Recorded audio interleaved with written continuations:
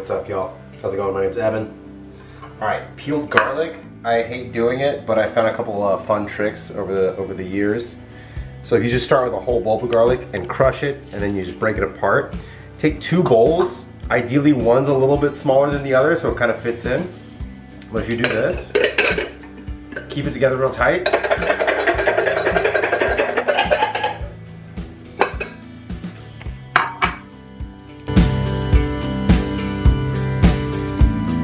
Now, don't need too much. Here I got my compost bowl. Always have a compost bowl. You can put all your food in there. Alright, I'll save these over here. We're gonna concasse some tomatoes. Alright, so right over here, I got a pot of water. It's starting to get it a little hot. It's already kind of hot, but I'm gonna take it up to maybe a boil. We'll put a little bit of salt in there. And then here with the tomatoes, what you're gonna do is, you're gonna go around, take out the top,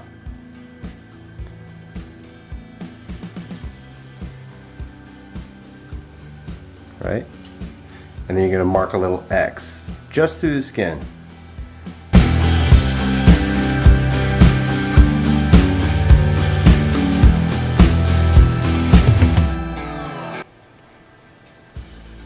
All right. And turn it off. And you're just going to pour it over. And you don't have to wait long. I'm going to take ice. I'm going to pour out this hot water. You just need to leave it in there for like 30 seconds. Fill it back up with water, cold water, and then just pour your ice over. Let's clean some of these peppers up.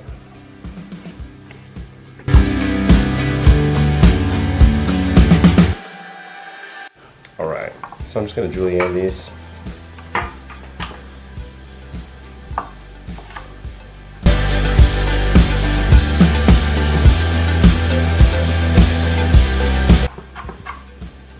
Alright.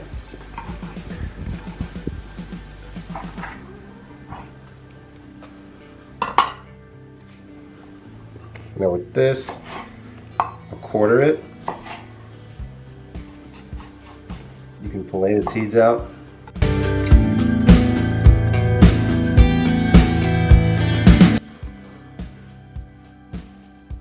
And for funsies, I'm just gonna not julienne these, I'm gonna small dice them.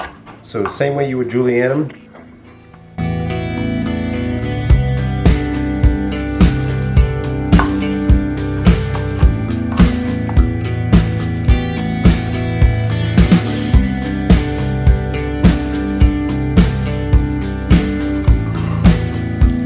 And you'll kind of have like an array of like cuts, and like it'll wind up with a little bit of different textures, and you'll be able to see what the spicy bits are. So that's one thing. Now these are probably ready. You just need them to kind of chill out a little bit. All right, we've got some tilapia here, whole tilapia. We're gonna do a little fish butchery.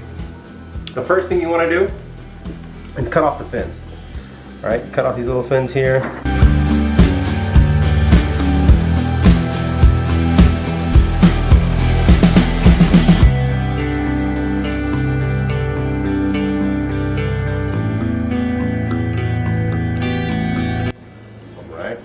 So I'm just gonna go ahead and do that to all of these. One. Okay, we're gonna do some fish butchery.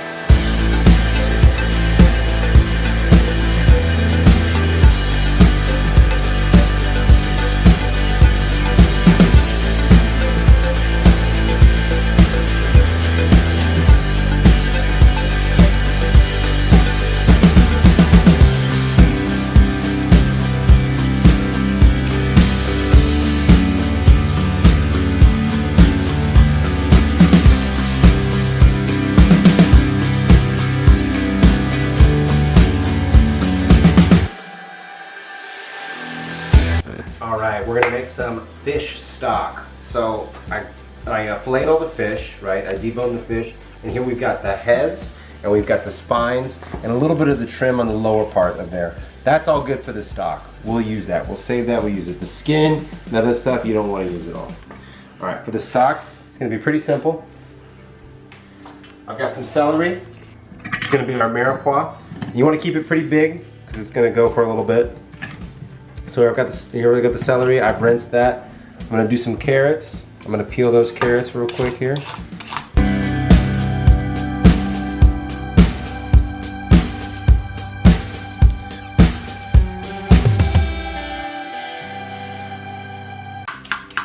All right. Going to give them a little rinse.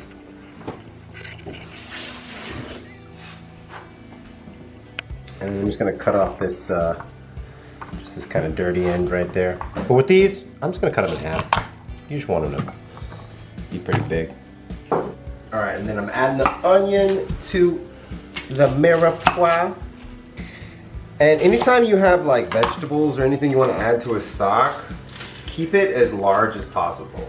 Because if you cut it really small, it might be a fun opportunity to work on your knife skills, but it's also going to overcook. And when something overcooks, even if it's imparting its flavor into a liquid, it's going to impart that overcooked flavor. I remember I cut like 20 quarts of mirepoix one time and I did it too small, and a chef was like, that looks beautiful, but we can't use it. So I had to start over again. So with this, I'm just going to go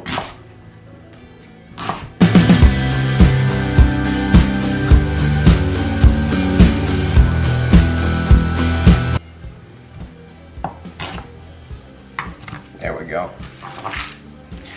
All right, let's make the stock. It's pretty simple. So you want a stock pot. This one is a 7-quart stock pot. All right, I'll start in with my bones, the 3 heads.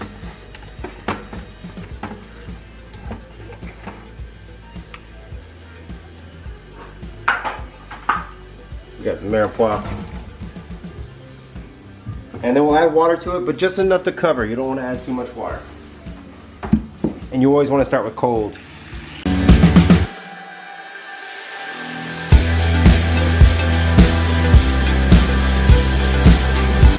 So that looks good right there.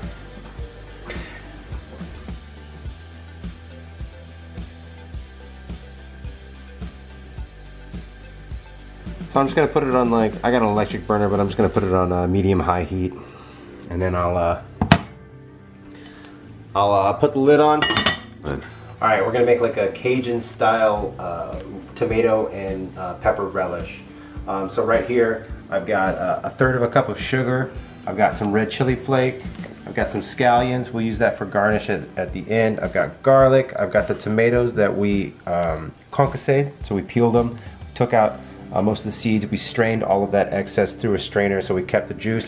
I've got some small diced jalapeno, and then I've got the julienne peppers right there. You're also gonna need some apple cider vinegar. We've got that too here. And you'll need it in equal portions to the sugar. So here I have 1/3 cup of the sugar, and I'll also use 1/3 cup of vinegar. Let me show you how it's made. So I'm gonna start pretty high pot right there. I'm just gonna get it hot. Once it gets a little hot, I'm gonna turn it down. But we'll start with the sugar in there, okay? And you want a clean pot. You don't want any kind of like, just make sure the pot is clean. And once you spread the sugar out, don't mess with it. Because what we're gonna do is we're gonna make a quick caramel with that. So here's the container I had the sugar in. Here's my 1/3 cup. Let me just make sure we get that. All right, equal parts right there. So yeah, I've got this on about 8, so it's about medium-high heat.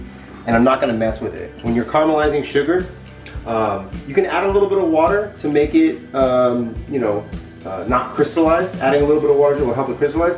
But if you just have a clean pot and you have sugar, and you just put it on the heat, it'll start to caramelize from the top, from the bottom up. And if you don't mess with it, it's not gonna like crystallize or get weird or funky into that. You just gotta be kind of patient with it. So this is going. Once it gets a nice deep brown color, maybe a medium brown color, we will add the vinegar to deglaze.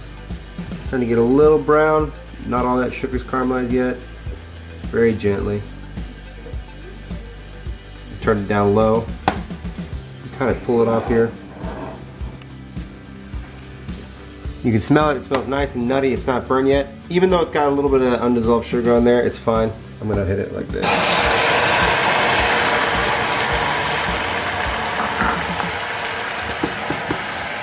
That's gonna stop the sugar from caramelizing. You're gonna encapsulate the flavor that you already have there. I'm gonna turn the heat back up a little bit.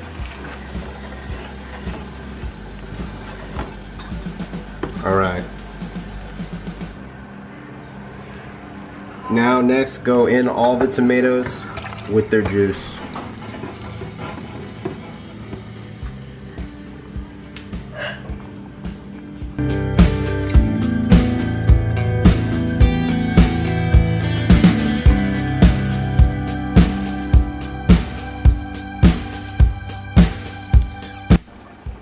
Alright, so here I took the tilapia that I had filleted and skinned, and some shrimp that I took the shells off of. I just soaked them in some cream, a little bit of half and half, just so it's not too thick, but I kind of want it a little thick so it'll nice and neat here. Alright, then right here we've got tapioca starch and flour in 2 to 1, so 2 parts flour to 1 part tapioca starch. So I got about half a cup of flour in there, about 1/4 cup of tapioca starch. I got a good pinch of salt, some black pepper. I'm also going to do some shakes of paprika. And then I'll do a nice little shake of garlic powder here. Nice and garlicky there. I'm just going to mix that up. Tapioca starch is going to add a nice crispy element to this. So once this soaks for a little bit, I'm gonna take it out, drain it. We're just gonna lightly dredge it and then we'll pan fry it. All right, so now you can see it's almost kind of dry a little bit. Still got a little bit of liquid, but the body has changed. The texture, the consistency has changed a little bit. It's a little thicker. You've noticed everything's kind of melted down. We'll turn the heat down a little bit, and then now this is a good time for us to add all the julienne peppers.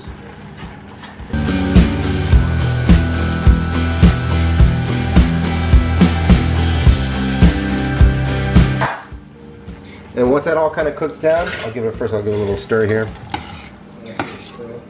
But once it cooks down and gets to where we want, we'll finish with some butter, and it'll add a nice, like, silky, rich texture to it.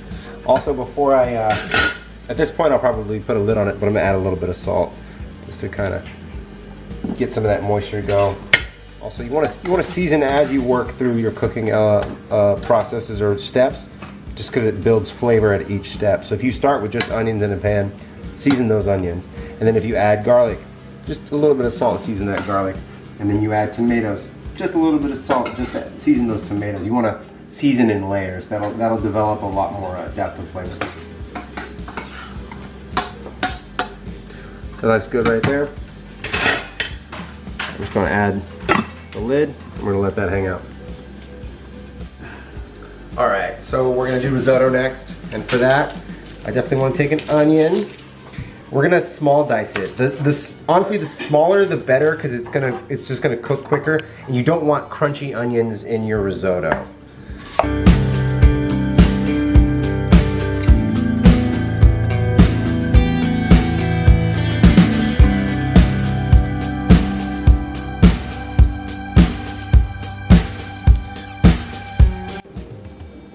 That'll be good. That's kind of exactly what we're going for right there. Okay, I took the fish stock and I strained it out into another pot, and I have this nice cast iron pot here, and this is what we're going to make our risotto in. So I've got it getting a little hot. It's getting there. More or less, this is what we're looking for right there. Just a small amount of oil, just to start. The first thing we're going to do is we're going to sweat out our onions. We're going to get them nice and tender before we add the risotto. So this is a Borio rice. You can also do cannoli, isn't it called? I can't ever pronounce these Italian words. But this is a Borio, and that's the kind of thing. So what makes risotto good is the starch on the rice. You want to continually aggravate and stir the rice. That way the starches release into during the cooking process. There you go. Nice little sound action right there. Like I said, season in layers, so we'll get a little bit of salt in there. Alright, that's going on. I'm going to reduce the heat a little bit.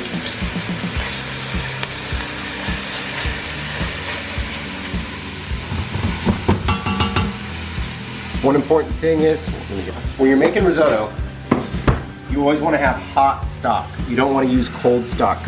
So right now, as we're sweating our onions, once those are nice and tender,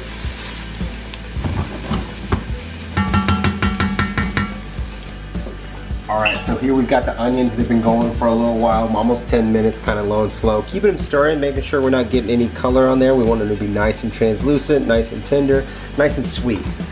So we're going to add white wine. I'm going to add like a 5 count. So 1, 2, 3, 4, 5. There you go. And then I'm going to crank the heat because that's not going to burn. You want it to burn off. You want the alcohol to burn off, but as long as there's liquid in there, nothing's going to like burn. So this is pretty much where I want it to be. What I'm going to do right here at the end is I'm going to turn the heat up pretty high. I want to see that rapid boil happening. Once that movement kind of happens, I'm going to emulsify some butter in here. So I got about these are 2 teaspoons, couple slices of butter. And so you want the liquid in there boiling, because as it's boiling, it's going to help emulsify the butter in there, so it's not all broken. Once all the butter is melted, we'll give it one last taste. Just make sure the seasoning's there, make sure the salt's there. Okay, over here, we're looking right where we want to. You see that wine, there's still a little bit of liquid in there, but mainly it's cooked out. So I'm gonna wait just a little bit longer, but it's gonna go pretty fast. All right, all that liquid's pretty much cooked out. I'm gonna add the rice. And before I add any of the fish stock, I am going to toast the rice a little bit. So you just wanna coat it in all that fat and all that onion flavor. And that wine is gonna start to just kind of absorb there a little bit.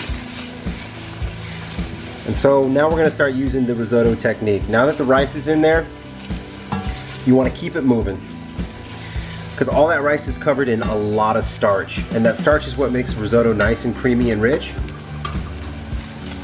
But it's also going to want to stick to the bottom of the pan. And if it starts to stick, that's okay. It's almost inevitably going to. But once it starts to stick, that's when you'll add a little bit of your liquid. So I got the fish stock back here. It's hot, it's ready to go. The rice is coated, it's toasted a little bit, and I'm just gonna add it a ladle at a time.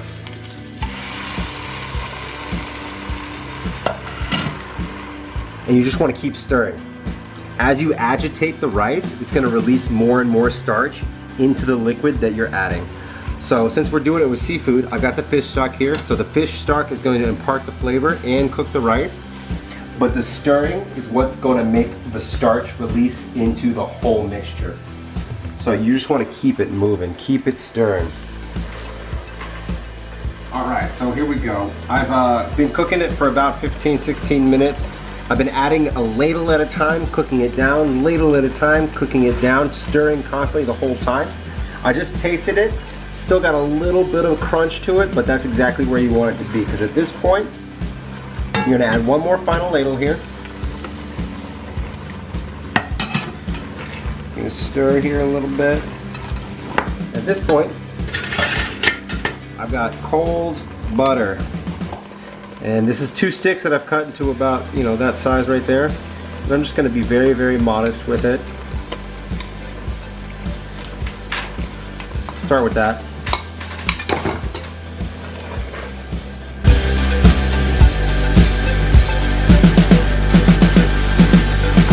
One thing I want to add to it is just a dash of olive oil, not too much. It's mainly going to taste like butter. A little bit of olive oil in there.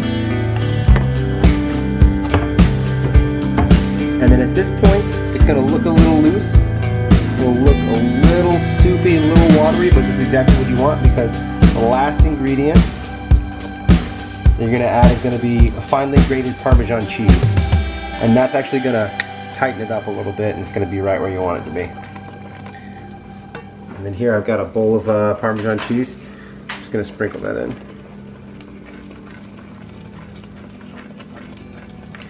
And that should change the texture to exactly where you want it to be. And I'd say that's done right there. Take it off the heat. Yeah. All right, so I got a cast iron skillet here, getting nice and hot. I got peanut oil here. I'm gonna go about a 1/4 inch deep. I wanna do nice, good amount of oil. We're gonna pan fry. It's not a deep fry, it's a pan fry, so you don't need quite as much oil as you think. So I've got my seafood that I've been soaking in a little bit of cream and half, and I got my flour tapioca mixture, so it's gonna be 1 part tapioca mixture to 2 parts flour. And then I just season it with whatever I like. I got garlic powder in here, paprika, salt, and black pepper. I just keep it really, really simple. You can throw celery seed in there. You can even do like a seasoned salt if you want to just throw seasoned salt in there. It's already got all that stuff mixed in there. And I like to just give it a little taste. Make sure it tastes good. Make sure it's seasoned right. It tastes pretty good. So I got my tongs here.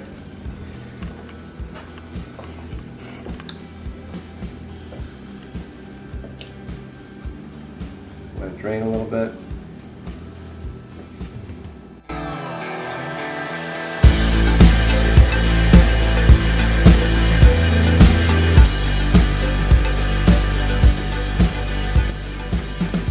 All right, there we go. Just give it a little shake, and that's what you're looking for right there.